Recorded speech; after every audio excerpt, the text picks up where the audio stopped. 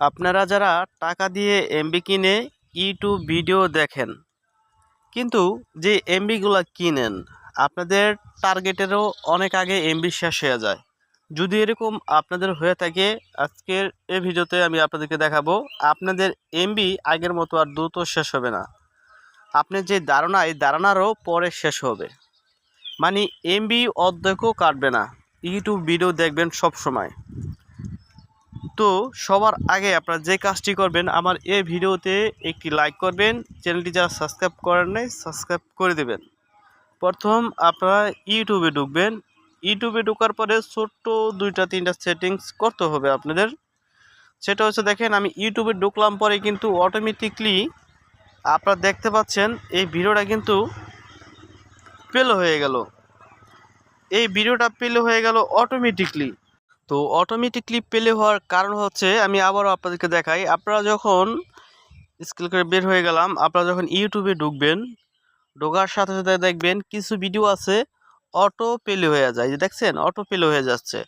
তো auto play হয়ে গেলে এটা কিন্তু আপনাদের নেটে কিন্তু চলে, এটা কিন্তু আপনি দেখতেছেন না আপনার অপ্রয়োজনীয়। আচ্ছা, আমরা এটাকে প্রথম অফ করে দেব। সেজন্য আপনারা যে কাজটি করবেন, আপনাদের যেই প্রোফাইল আছে ইউটিউবের কিংবা জিমেলের, এটাতে ক্লিক করবেন। এটাতে ক্লিক করার পর এখানে দেখবেন একটি সেটিংস আইকন, এই সেটিংস আইকনে একটি ক্লিক করবেন। তারপর সবার উপরে দেখবেন জেনারেল লেখা আছে, এখানে একটি ক্লিক করবেন।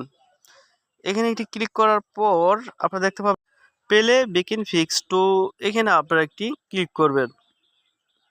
তারপর এরকম 3টা অপশন থাকবে, আপনারা সবার নিচে যে অফ রয়েছে এই অফ করে দেবেন। এখন আপনার আর অটো ভিডিও প্লে হবে না, ঠিক আছে? তো এখান থেকে আমরা বের হয়ে গেলাম। বের হয়ে যাওয়ার পর আমরা বের হয়ে গেলাম। এখন আরেকটা সেটিংস করতে হবে, সেটা হচ্ছে আবার ইউটিউবে ঢুকবো।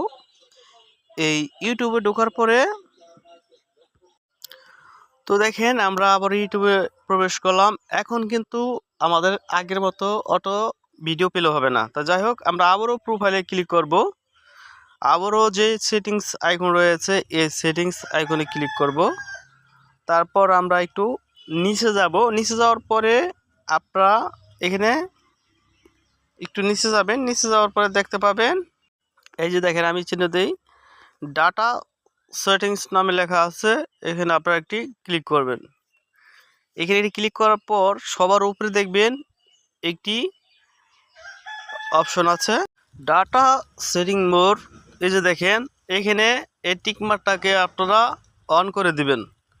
তো সমস্ত টিকমার্কগুলো কিন্তু এখানে অন হয়ে যাবে। তারপর নিচে একটি অপশন দেখতে পাবেন, এই যে select quality for ABO video, এই টিকমার্কটি আপনারা অন করে দেবেন।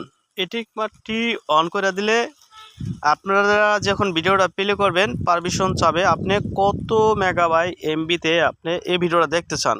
এইচডি মানে আপনারা বুঝতে পারছেন, এইচডি আছে, ফুল এইচডি আছে, একটু কম এইচডি আছে, নর্মাল আছে। সেটা আপনারা এই ভিডিওতে ক্লিক করলেই এই নোটিফিকেশনটা পাবেন। সেটাতে ক্লিক করে আপনার ভিডিওটা দেখতে পারেন। অনেক সময় নাটক দেখেন, অনেক সময় মুভি দেখেন, আপনার ওই এমবিটা এইচডি দেখলে একটু বেশি কাটবে আর নর্মাল দেখলে একটু কম কাটবে, ঠিক আছে? তারপর নিচে আপনারা দেখতে পারতেছেন যে আরেকটি আনটিক আছে, মোবাইল ডাটা ইউজ। দেখেন এই যে ইউজার। তো এখানে আপনারা এই টিকমার্কটিকে অন করতে গেলে এরকম একটি অপশন চলে আসবে।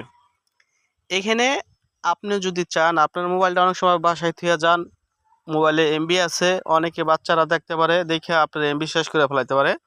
আপনার টার্গেট থাকবো 200 এমবি, এখান থেকে আপনি নেবেন, কিংবা 300 এমবি এখান থেকে নেবেন।